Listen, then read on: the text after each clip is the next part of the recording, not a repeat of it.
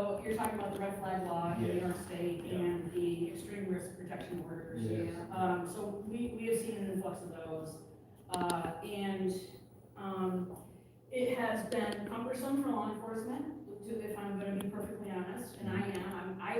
I am honest, and even if it hurts me, I'm still an honest person, I just say what I think. That's good. So, it's been cumbersome for law enforcement because I think, like some other laws that have been passed in New York State, there hasn't been a lot of thought or preparation before the laws were passed to see what, okay, you're gonna pass this law, but who's it gonna affect on the other end, right?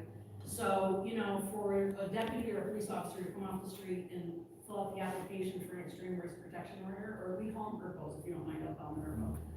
To fill out this application, I mean, it's like an hour or two, and then, there's a whole process that they have to go through to get it before the judge, and then once the judge signs it, it's in the process, and we have to execute it. So it's a pretty cumbersome thing. Now, with that being said, and when they first passed those laws, I mean, we of course saw an influx in those, right? We had a bunch of them like in the first couple of weeks. So we were a little like, oh boy. But with that being said, I do think it's a good thing. I saw one particular case where this person probably shouldn't own weapons and, is probably a little bit of a threat to themselves or others. There's probably a few people. But also, in these particular incidents, like we see, sometimes it could be taken a little too far too, I mean, we had one the other day where it was a juvenile child who had brought, something to school, and so it seems a little much for, somebody who's a little guy in school who just made a bad choice. So you see both ends of the spectrum for sure. Yes. As far as the pistol permits and the permits for long guns. It just frustrates me. Yeah, sure. So listen, let me just say, I support the Second Amendment. I'm a gun owner. I don't think that comes as any surprise to anybody considering a police officer, I own 3 handguns and 2 long guns. So, I stand by the Second Amendment. And, again, it's a difficult situation. I think a lot of that, I have the same opinions about that as I do the ERPO laws, the red flag law. And that is that, of course, I think everybody wants somebody who has mental health issues or who is in crisis. They want them to get the appropriate help. And they don't want them to be armed with anything when they're in crisis. So the laws that are passed to protect the rest of us, right, is a good thing, but then there's some bad that comes with that. So, and I think that maybe those aren't always really well thought out before they implement them and sign them into law. Have you found, with the influx of the red flag reports and stuff, are you finding that, yeah, they're legitimate, or no, they're just going after people they don't like? You know what I mean? When they start reporting people, does it No, I feel think that, so legitimate? it has to, you got me on the terminology, but I'm gonna do the best I can. It has to be like a legitimate, like the officer who's investigating it has to feel that it's a legitimate threat. So in other words, if you and I are in a relationship together and I'm just mad at you, I can't just go to the police and say, no, I think she's really gonna kill me tonight. There has to be something that substantiates it, okay? It has to be a legitimate threat. So, law enforcement deals with that all the time. We navigate those waters all the time, whether somebody is just, a scorned significant other versus something that is legitimate. And so I think that law enforcement is pretty good at vetting those types of calls. Yes, Michael, sorry. Since we're talking about red flag laws, and I just want to go over this. So far in New York State, as of February, there were 1,409 red flag laws that have been enacted. I believe in Broome County, there were 7 at last count that I'm aware of. We now see that in New York City and in the state of Illinois, there have been several DAs that have been using the bipartisan Safer Communities Act in conjunction with the red flag laws. In other words, doing surprise compliance visits, knocking on doors, as Eric Adams has said, to knock on doors, to check on people for no apparent reason, then put a red flag against them, thus getting paid by the Bipartisan Safer Communities Act, which is what it is. Given that scenario, would you, as sheriff, support that, these random knock on doors by the prerequisite of a politician rather than from a response of the public? No, I think you have to have legitimate, I think you have to have a legitimate reason to knock on somebody's door, investigate them. You know, I think that would be unfair and unjust. Thank you. You're welcome. It had to do with, Narcotics Anonymous and Alcoholics Anonymous coming into the. I beg your pardon, yes, so you were saying there were some barriers. Yeah, it's To them. you have to go through security and everything. Is There there is. any way to kind of shortcut that or? Yeah, something? so I'm gonna be, again, completely transparent and honest. I don't know that upside down, inside out, okay, because I don't work in the correctional facility, and I never have, but I can tell you my knowledge of it. So we have a number of programs in the correctional facility for the people who are in there incarcerated, right? It could be, you know, Alcoholics Anonymous, substance use disorder stuff, the people of faith who are in there, GED, things like that, right? People getting their diploma. To allow people into the jail, it is quite a rigorous process. And the reason being is, as you folks can imagine, the people in jail are very good at manipulating and very good at taking advantage and things of that nature. So the people who are the administration of the correctional facility, they have to be very, very careful about who they allow in and out of the facility, because you always have the threat of something being smuggled in there or something being secreted within your clothing or so on and so forth. And so it is stringent, but it's stringent for a reason, and that is to keep the contraband out of the jail and keep the people who are in there, whether it be the incarcerated people or the folks that work in there, to keep them safe. So, I don't know if I answered your question, but I understand what you're saying is that we don't want a barrier to keep them out, right? Because we want to get the people in there, we want to reduce recidivism, don't we, right? I think everybody would want to reduce recidivism, for sure. And help them with whatever issues they have. But you have to, it has to be a balance, because you have to take into effect who you're allowing in there. I mean, listen, you folks all probably know this, right? You don't have to look very far. I mean, look at like the case of David Sweat and, you know, when they escaped and they were smuggling in, cutting implements so that they could cut so that's the type of stuff I'm talking about. Of course, that's a New York State prison. Ours is a county jail. Totally two different things, right? But that's what I'm talking about, and that's why the ability to enter the facility is so, the bar is set so high. That's why. Does that make sense? Yeah. Does that answer your question? Okay. Are they still not allowing visitations? They're not. Yeah, I think that's cruel and unusual. So, yeah, listen, I do think that BB&T asked me for a quote a few weeks ago, and I actually didn't give me much time. They gave me about 10 minutes to write it, but regardless, what I thought about was I thought, okay, what if we've all known somebody who's been in jail, right? I mean, I've had family members in jail. I think we all either know somebody or, and I think it's very important that people have the face-to-face interaction. You need that connection, right? For sure, no doubt about it. From where the sheriff, I've had intimate conversations with the sheriff about this, and I understand where he's coming from. One thing that he's very concerned about is getting you were talking about Larry Sharp, right? Getting a COVID outbreak in the jail again, because he is under a microscope because of the negative attention that the jail has had in the past. He feels like they're just waiting to pounce on him, if he has a COVID outbreak. I think we have some people right now in one of our pods who are COVID positive, actually. So he's trying to balance that. And I assume that you guys, or I know that you guys, when I well is we're also having issues, with retention of our employees in the correctional facility, right? The same issue that everybody's having. So we're down a number of positions. And New York State Department of Criminal Justice Services, the Commission of Correction oversee us. And you have to have X number of employees working of course, it's a 24-hour, 7-day-a-week facility, right, 365 days a year. And, you have to have X number of employees working. You have to have so many females on staff at one given time, right?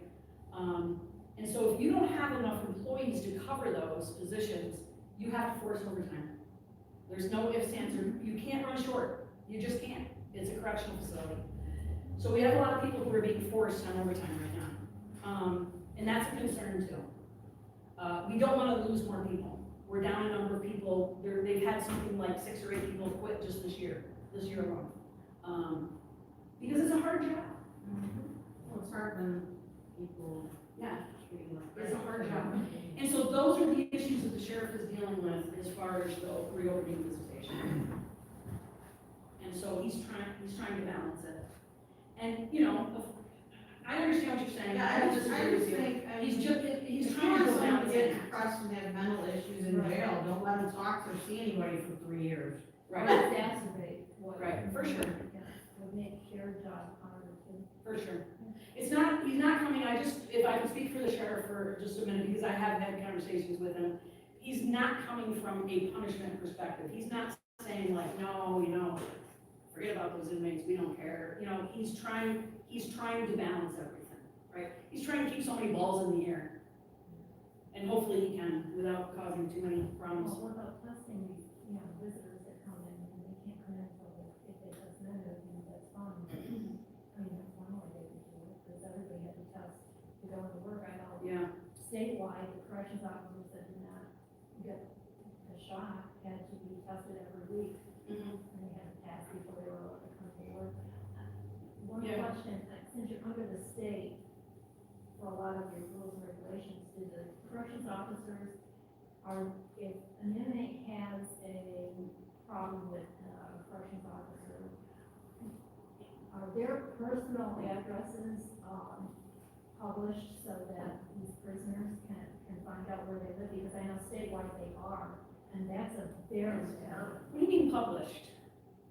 Do you mean like, does the sheriff's office publish that? No, Or they accountable. No, Okay, but if one of the inmates is putting in a complaint, they have every right to know where that corrections officer lives and his family information. That's wrong. And, I mean, this is scary for a parent of a corrections officer at the state level, but I wonder if it's true if you do that locally also. yeah, it's interesting you bring that up, because we live in scary times, right? I mean, any of us could Google anybody in this room and find out relatively easily a lot of information about them. So I agree with you, and I just spoke to the corrections union last week, actually, and one of their concerns they brought up to me, and I think it's a valid concern, is the way that they wear their name tag, which is the same as the law enforcement side, is it has their full name there. And that's a concern to them. They said, we don't want our full name. And would you consider doing something different, either allowing us to not wear name tags, or I brought up, everybody's given a badge number. I brought, well, maybe you could put your badge number or something like that. But the same kind of concern is that it's just far too easy to find out things about them. I So- thought the breakdown there, the field, the questions, all of that. Who could write it down? The COs. The worst is that they're right there. I'm not following, I'm sorry. If there's a complaint against the CO and they want to know where the. Oh, use the CO sheriff's lives. office address? Yeah. Oh, yeah, yes, we do that. Yeah. We do that, yep. We do that if a deputy is involved in a car accident too, right? If he's on duty and he's working under the auspices of the sheriff's office, we don't use his driver's license address, we use the sheriff's office address. Same, and on a complaint or whatever. That would be logical, but Yes. these guys would be able to do that too. Sure.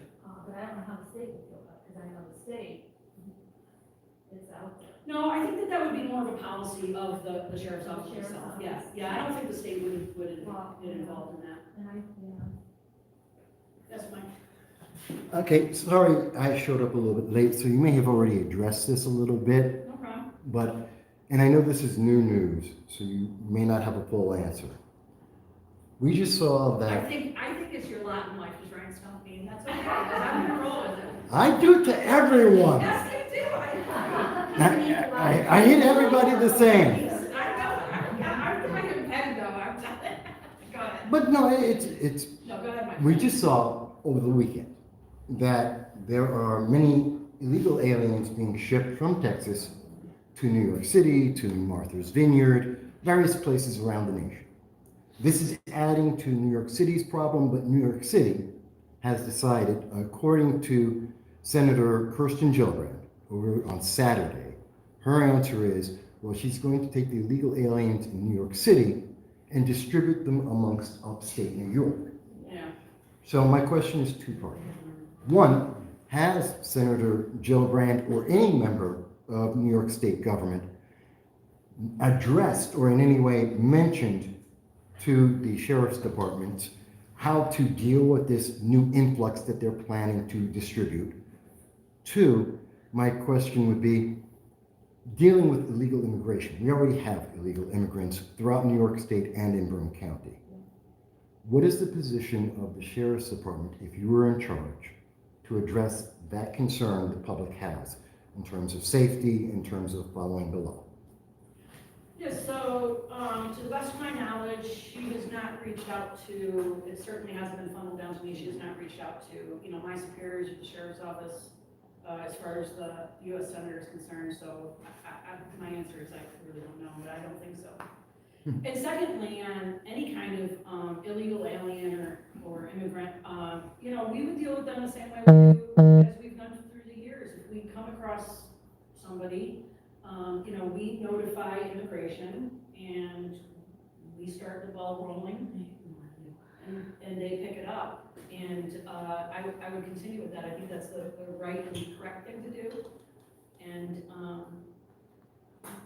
that's it. It's not a new issue to law enforcement. No. I mean, not that we see it a lot, because quite frankly we don't, but we do run into it from time to time. Fair enough. Thank you.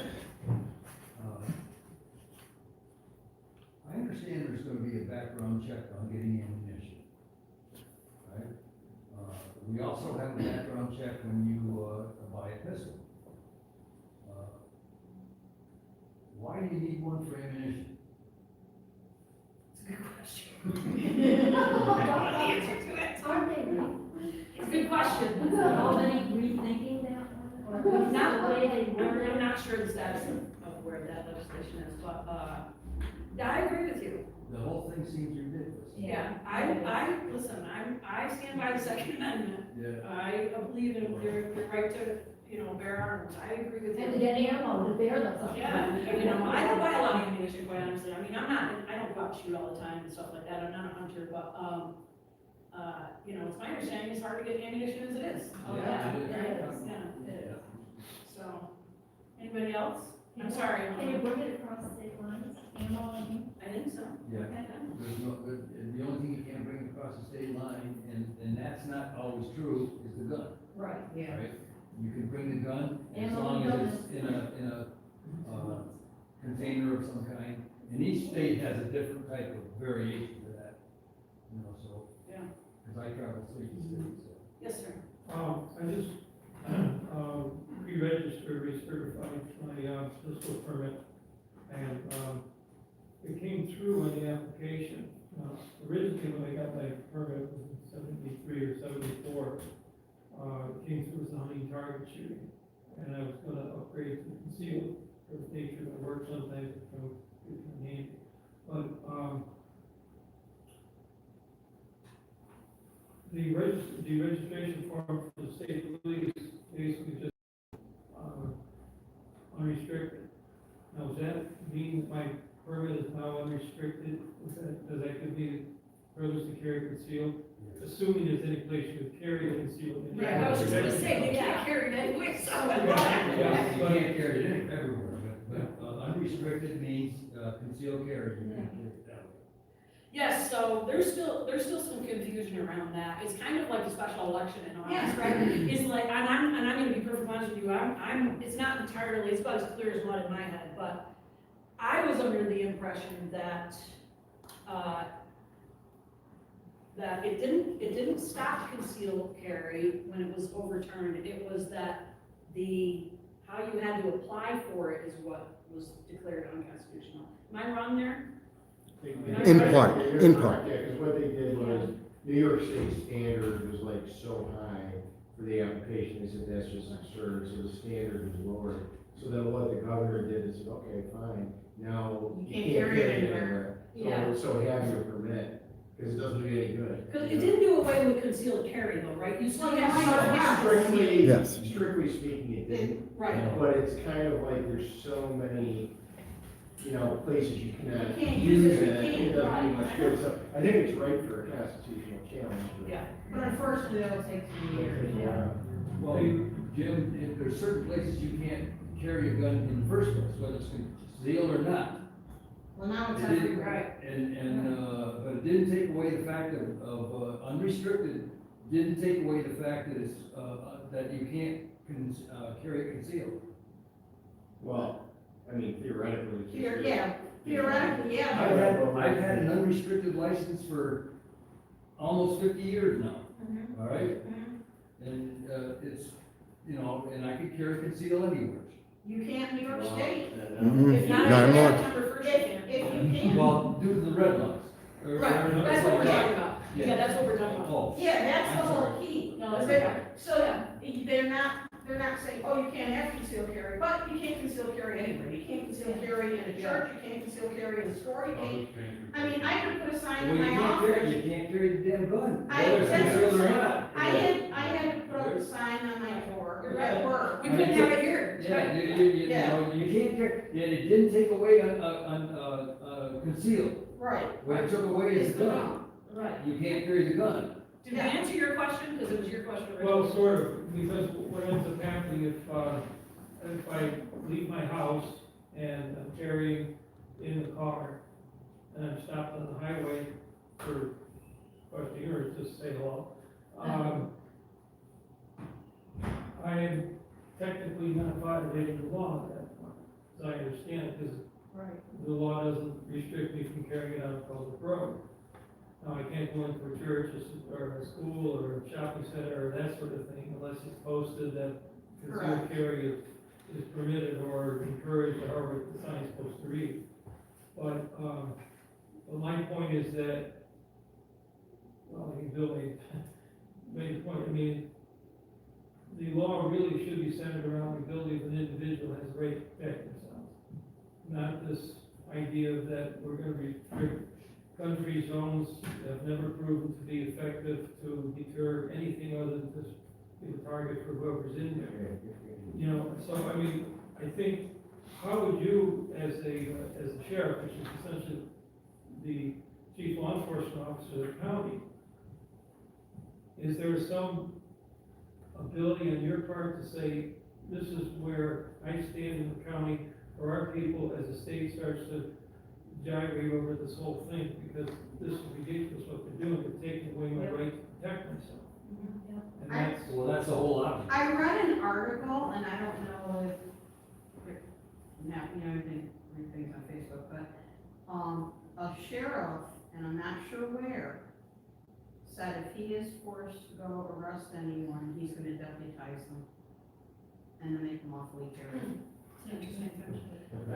So to answer your question, it's a sticky spot, right, for somebody well, to elect the governor created the sticky Yeah. spot. So, I mean, for sure. Yeah. For sure.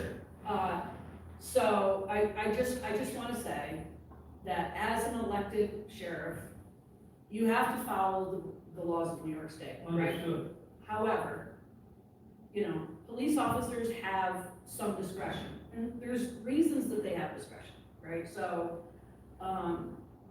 I guess there's not really a super clear, concise answer to your question. It's that, yes, you're sworn, right? You're sworn into office, you will uphold the laws of New York State, right? So that an elected sheriff has to.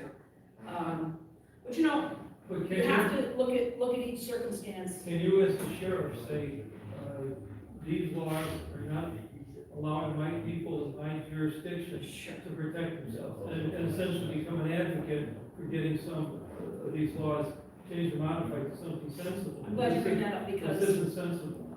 yeah, I'm glad you bring that up because there is an association in New York State and not all of them, most of the sheriffs, it's a voluntary thing, but most of the sheriffs belong to it. New York So- State. It's okay. Go ahead, you guys want to talk something? No, we're just a comment. You're talking about guns, aren't you? Yeah, well, We're gun people. I got two packs, I'm just like I got Michael pen. Just teasing. You might think you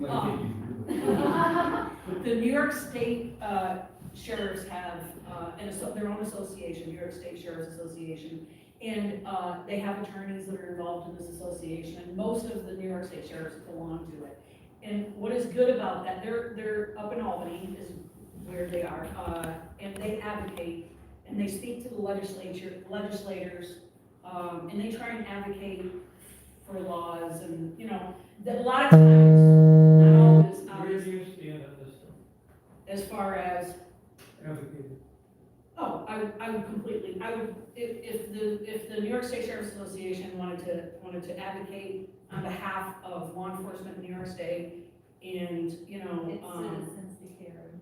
yeah, I'm trying to think of a word, and I can't think of it, I beg your pardon, but, you know, advocate with the governor's office or with the New York State Legislature, I would absolutely 100% be for that. No doubt about it. Yes, sir. Totally easy question, but I know this is asked often. By the way, for those I'm live streaming this right now. For those who are paying attention, this is at Post 80 in Binghamton, New York on Main Street, because we had that question. Very often there's a very simple question that comes up. What is the difference between the county sheriff, the city police, and the state police?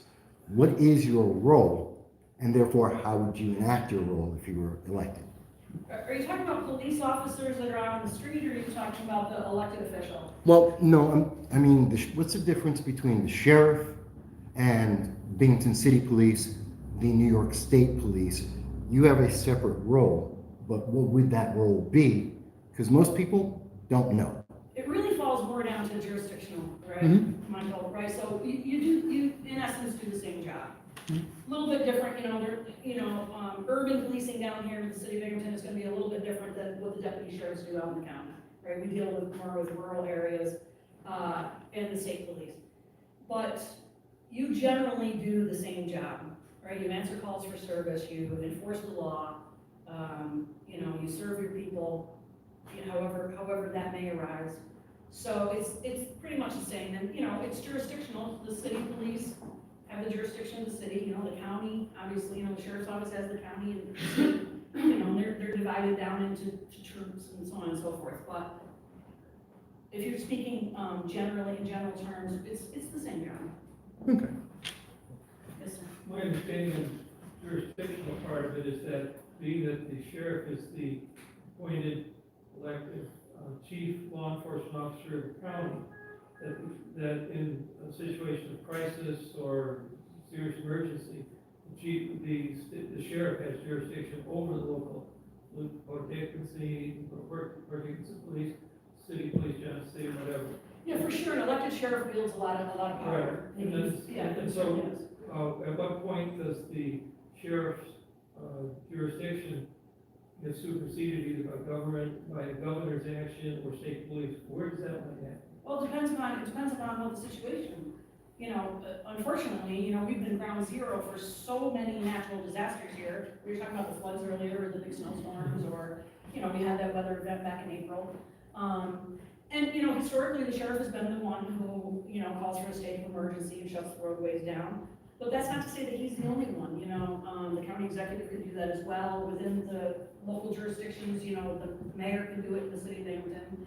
And so what's nice in Broome County is that we have so much history in that and have dealt with so many of those situations that we actually work really well with our counterparts in the other jurisdictions. And so there's never really anything where you have to, pull out your card and say, I'm the sheriff and it just really doesn't happen. We work well together. It's kind of a well-oiled machine, unfortunately, because we've been in that position so many times. Does that answer your question? More or less. Okay. You had mentioned that, like everyone, you're short-staffed. What would you ideally think the number of officers to have in your County? So our law enforcement division right now is not short-staffed. We're up to full staff on the law enforcement side. And we have 60. But that includes the sheriff and undersheriff, is all the sworn personnel. The corrections side, there's about 170 corrections who run the correctional facility. And that's based on how big your correctional facility is, right? We're a 600-bed correctional facility. However, right now, because of COVID, we're not double bunking, we're single bunking. So when we get to be around like 300, 350 inmates, which is about what we run, we consider that full nowadays because we're not double bunking people to try and keep them safer. So, you know, those numbers, like I said earlier, are determined by the New York State Commission of Corrections. So that's where that number comes from.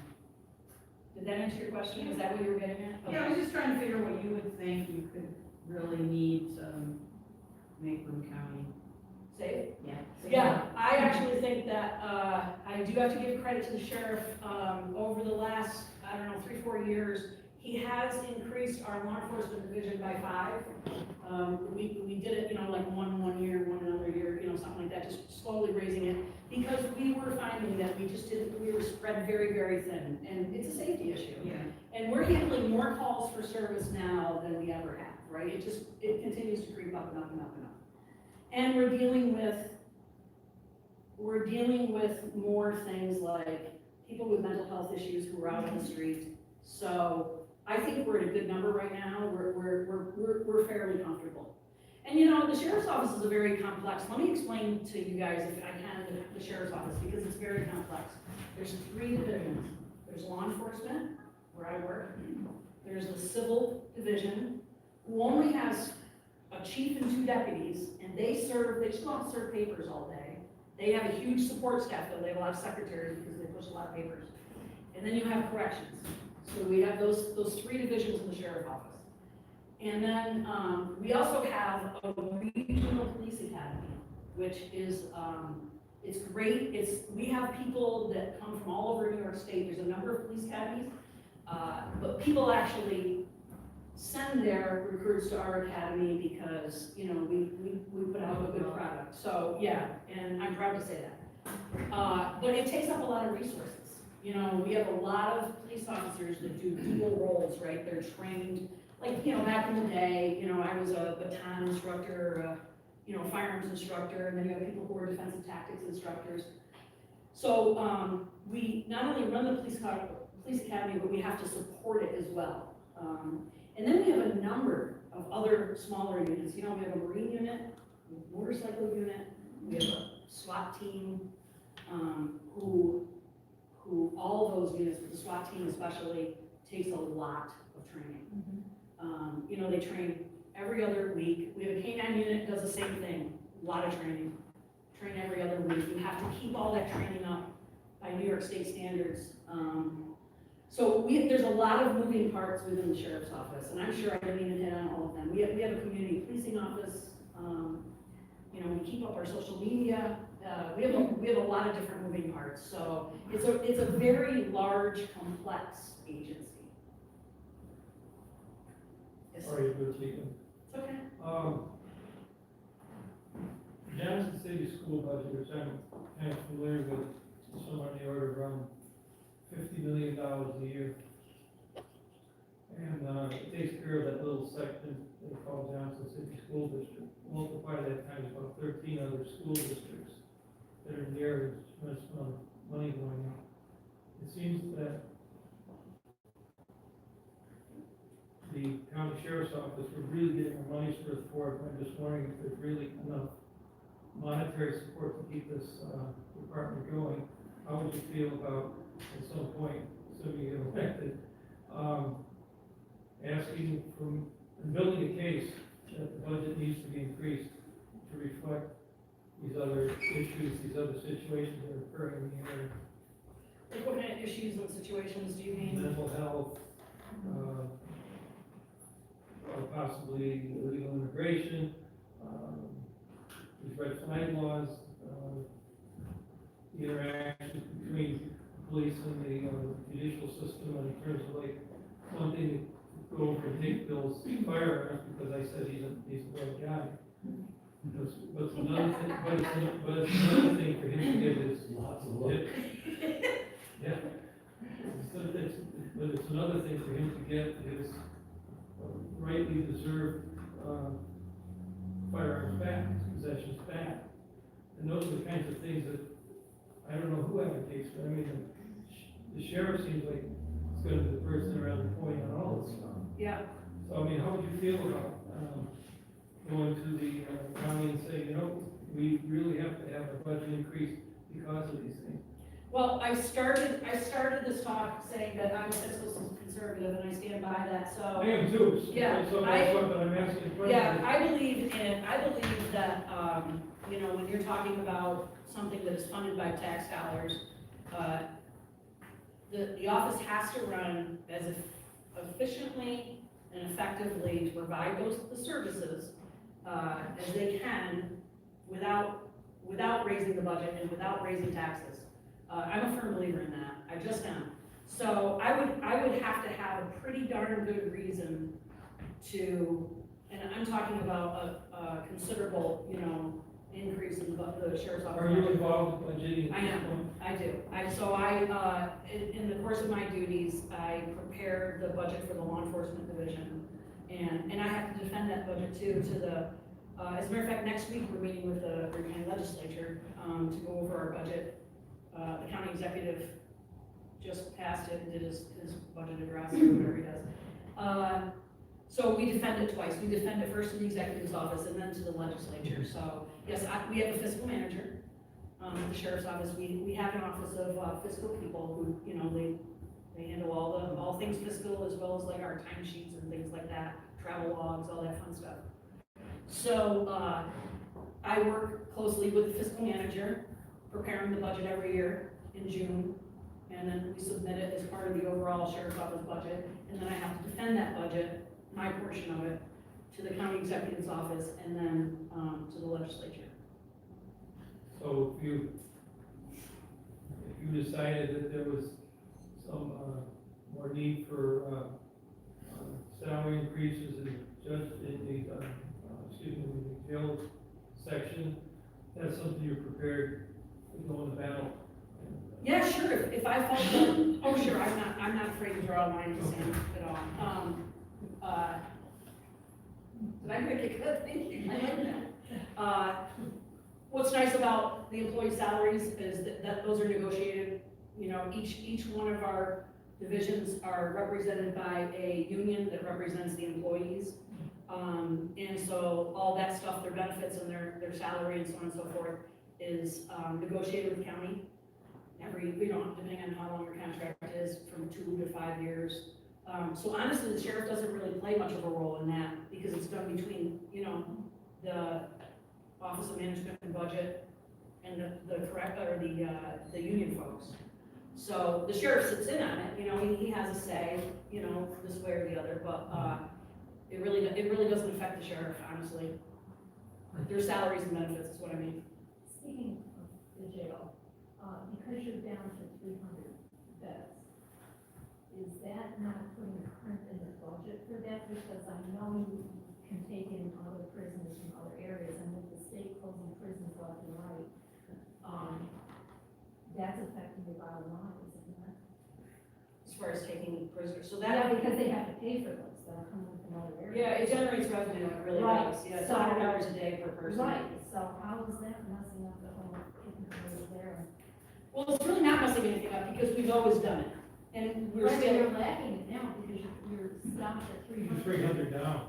yeah, so there's a certain amount of prisoners who we take in, right, and then, Within the 300 that are left? yes, yeah, Okay. in that overall number. Still, Yeah. the total amount of revenue coming in Right, is it's been down. affected. Right. It's not because, that's what I'm saying, it's not because we're still taking in the same number of, Regardless of whether Prisoners. you're at full capacity or not? yeah, so that number is, Where would those other prisoners be going then, that are we make up the difference between like the 600 and 300. There's 300 different there. Are we sending them out and paying for them in another place? No, or- we are not sending prisoners out, but I'll tell you what took care of that, and that was bail reform. I was just gonna say, there you go, bail reform, yeah. That's what took care of that. We don't have nearly the people in the correctional facility because, you know, they're just, They're in and out. it's just, you know, it's the world we live in nowadays, they're just not held. And, you know, that's a whole other issue. They were your advocates for us. Does And all that this. frustrating though, you know, Yes. through all the work of, you know, I'd be like, well, why bother? Yeah. Yeah, from the deputy sheriff's perspective, who's out on the street, they get very frustrated because, you know, they often say before they're done with the paperwork, there's a lot of paperwork in this work. Before they're done with the paperwork, Is it worth it? you're right, the guy's back out on the street. So, yeah, I think everybody's frustrated in that, you know. And that'll prevent it from protecting ourselves. like I Yeah. said. So- Are there anything, like any duties that are put on your department that you find like ridiculous and waste of money? Like, for example, we have to use the city bags here. Yeah. And if there's like plain bags, I can get ticketed in my taxes. Yeah. So someone throws a regular bag in front of my house, I call the city to say, hey, look, man, I'm not paying for this, and, you know, Right. bags are expensive. The protocol is, well, you have to call the police, they come and take a report, and I'm thinking, the police? What the hell are the police wasting their time on a bag of garbage? Like, I know you like to be efficient and You're stuff. probably gonna get a different answer out of me than That's okay. that you would get out of a deputy sheriff working the street, right? So, I, what's that? It's a code issue now. It is a code issue, I agree. I'm a firm believer in the sheriff's office provides a service to the public, right? We not only protect what we serve to. So, in full disclosure, if you call the sheriff's office and you want a police car to come, we're gonna send a police car. That's the kind of service we provide. We provide a high level of service. So me saying that, you know, if you ask a deputy sheriff, they would probably say, yeah, I'm so sick and tired of, you know, going on this kind of X, Y, or Z kind of call, right? Now, from my perspective, as being captain and overseeing law enforcement and dealing with the public frequently, I mean, I talk to hundreds of people on the phone every year, you know, usually complaining about speeding cars on their street or something like that, or a bad neighbor, right, all the time. So when people call me to complain about speeders on their street, I call them back and I talk to them and I try and give them a service that we can do, whether that be putting a patrol car out there running radar, or putting up our speed trailer, which I'm sure everybody here has seen, because we put them all over Broome County, all summer long, we only put them away in the winter. And, so I believe in that, and I have to tell you, I'm flabbergasted by this. Since I've been running for sheriff, the number of people who have, like, when I was in a tent in Speedy Fest, several people walked up to me. The people that walk up to me and say, you don't remember me or you don't know me, but you helped me one time. And I always say to them, can you remind me, what did I do? And they say, well, I called you up to complain about X, Y, or Z, and you sent a police car, or you did this. Like, that so goes a long way with people. So, from my perspective, where I sit as the captain, I think that all the calls for service that we handle are important. I don't know, I just feel like. But, you know what I'm saying? We should be doing something better than I going mean, to check with out the that crime that garbage. we have in my Yeah. block alone, Yeah, I I think understand it what would you're be saying. better used, you Yeah. know? Yeah, I get that. But I will say this, right, that the police, a lot of the times, the police, I don't want to speak for the city of Vancouver, Right. because I don't work there, and I don't understand the barriers they face or anything else, right? But, you know, a lot of times, like, when you think you got somebody dealing drugs living next door to you or something like that, you know, we have our drug narcotics task force, and it takes them a long time to put a case together. Right. Or sometimes they can't put a case together. Sometimes they sit and they do surveillance, or they're driving by and getting license plates, or they're taking your trash in the middle of the night trying to make a case, and it just doesn't go anywhere. I mean, you gotta have something, you know, you gotta have atmosphere, you gotta have sauce. Right, it's not like TV. So, my point is that there are a lot of police officers that are working very hard behind the scenes, trying to put cases together. So they're doing that stuff too. I mean, we aren't only just chasing speeding cars or people going through stop signs. They're putting drug cases together all the time, and our drug, I bet Jim can talk to this, they do a great job. They really do. They work hard. We've had some really big cases. They take a lot of guns off the streets. Illegal guns. Not Now I have a question. But there's, if I can just, really quick, 30 seconds. Law enforcement does so much more than Yeah. just, you know, writing a speeding ticket or answering a call for service. I mean, there's just some, we have a program now that we stood up like in 2016, I think. It's we call it the Sheriff's Assisted Recovery Initiative, but, you know, it was for people who, who have substance use disorder, who are addicts, and they decided they want help. You know, Sheriff Carter is, I'm gonna be longer than 30 seconds. That's I'm fine. sorry. No, take. I like to talk once I'm time. in advance. They're open till 10. Yeah. Jason's fairly long, he wants to go, I'm eating in bed at bedtime, I know it's not. Sheriff Carter is, I call him a pioneer. I tease him all the time, telling him he's a pioneer, because if something new comes out, a new piece of police equipment, a new computer, and whatever, he always steps up and says, let us test it, let us try it, we'll check it out. You know, he is always the first one to step up and try something new or start a new program. So, you know, a few years ago, when we were starting to see a lot of overdoses, our police, that's another thing. I mean, talk about things that police officers are doing nowadays, right? They carry AEDs, they carry naloxone, you know, they do first aid, they do CPR. I mean, they do much more than enforce the law. And so that's my point here, without belaboring this point, is that we do a lot. We offer a lot of services. And I happen to think they're all important, you know, because you don't know whose kid you just saved, you know, you delivered a dose of Narcan and saved somebody's life, or, you know, an AED or whatever. You know, my undersheriff, Chris Strino, if I talk about him for just a few minutes, I don't know if anybody knows him. He's currently the captain at the Vestal Police Department. He's been in law enforcement 30 plus years as well. We kind of grew up together, you know, in the law enforcement community. He was the first one, correct me if I'm wrong, Jason, he was the first one to save a life with an AED when we first got AEDs in law enforcement, many years ago. You know, and how great is that, you know? So, law enforcement is just so incredibly important beyond arresting the bad guy, which is good too. I mean, we play cops and robbers and we arrest the bad guy, that's great stuff, but we do so much more. We're such a full service agency.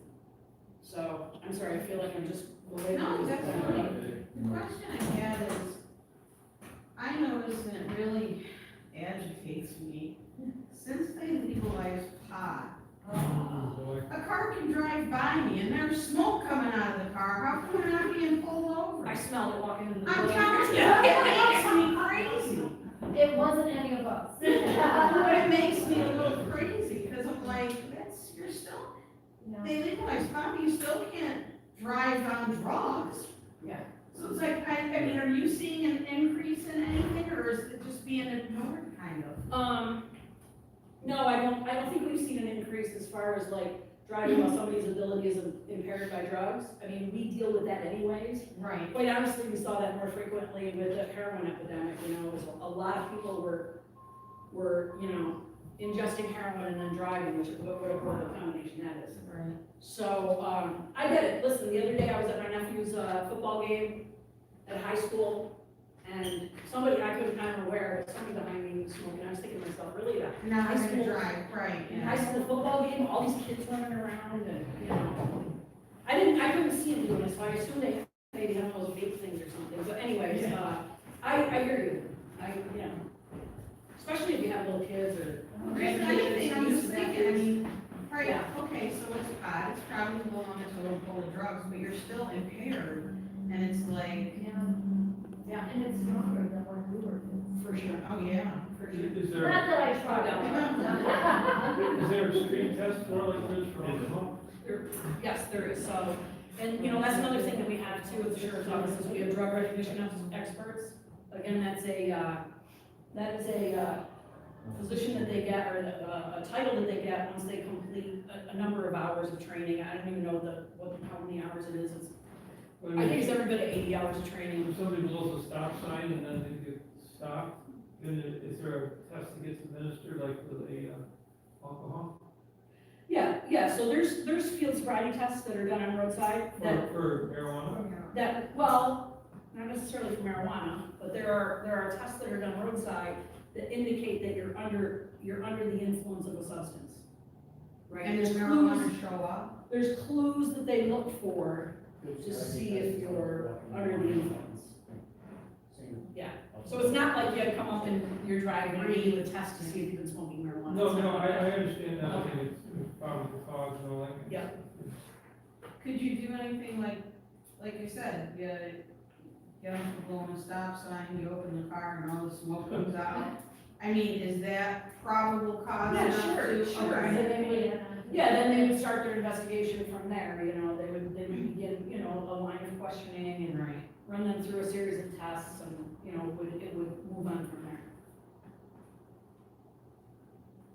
Anybody else?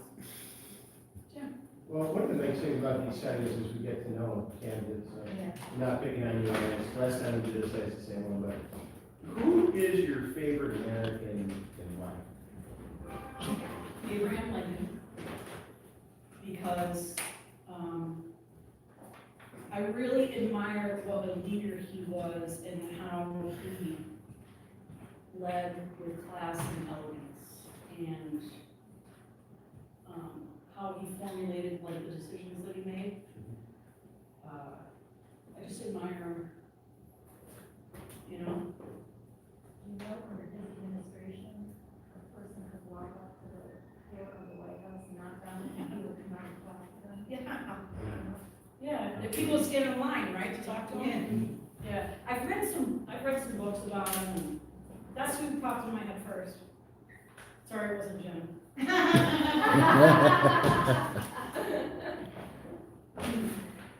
Anybody else?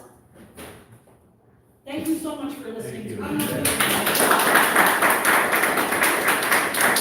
Thank you for inviting me. You really are, you're a great group. I had so much fun, you know, bantering with you and playing, because I think that's important. Yes, ma'am. Why don't you have more signage around? We got like 450 signs out there, believe it or not. Really? Well, it's throughout the county. There was some literature up here, Yeah. so if you guys wanna take some. You know, what's hard is I think my opponent has thousands Thousands more. more. And so it makes it look, but we're trying. I do have some signs here if anybody wants one. Be happy to, they're down the car, but, Unfortunately, I'm in Tioga County. oh, that's okay. I got a good spot in Boone County. Do you? Nice. Yeah, we can get some signs. Okay. I'll put it up at work, if I put it up at my house, it'll be stolen in 5 minutes.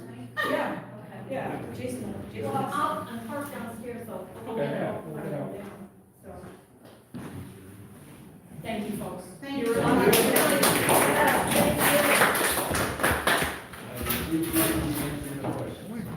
What's up, sir? I appreciate you. Hello, everybody, and thank you for joining me. What you've just been seeing, and I apologize because I showed up a little bit late, was a candidate Kate Newcomb. She is running for the Broome County Sheriff's Department. She's been taking some questions of the public and answering their questions about what's going on in our community in terms of law enforcement. She was answering questions about what we can expect going forward, including with some of the changes that have been enacted by appointed Governor Kathy Hochul. And so we're looking forward to hearing more about that. I believe it's And so that way. just letting you know that this was a live event, and they were just speaking. As you can tell, there's a bunch of other people speaking as well. But this was a live event here at the American Legion Post 80 with the Americans for the Restoration of the Constitution, the AFRTC. I hope you found this to be interesting, and informative. And of course, you can reach out to Kate Newcomb's campaign for the Broome County Sheriff. You can look at our interview with her earlier this year speaking about this race, and we will make sure that you are updated about this race and many others going forward. I do know that there were several candidates who were invited tonight. Kate Newcomb has shown up. I can't speak to the others. They did not show up. I believe her opponent in the Broome County Sheriff's race was invited. That's a Mr. Fred Akshar. He did not appear. I'm not sure why, but we will try and get more information for you. And of course, all candidates running for all elections in the Broome County and across the country are more than happy to appear on No Soundbites Allowed. They can contact us and we will be able to provide them an opportunity to speak to the public, because that's their obligation, and we want to make sure their voices are heard. We thank you for taking the time today. Please share this with others who may find it of interest. I look forward to seeing your comments and your questions in the description, and we will be updating that as soon as we get back to the office. But again, this has been a live event at the American Legion Post 80 in Binghamton, New York, speaking about the Broome County Sheriff's race with candidate Kate Newcomb. I thank you, and I hope you're going to have a great day.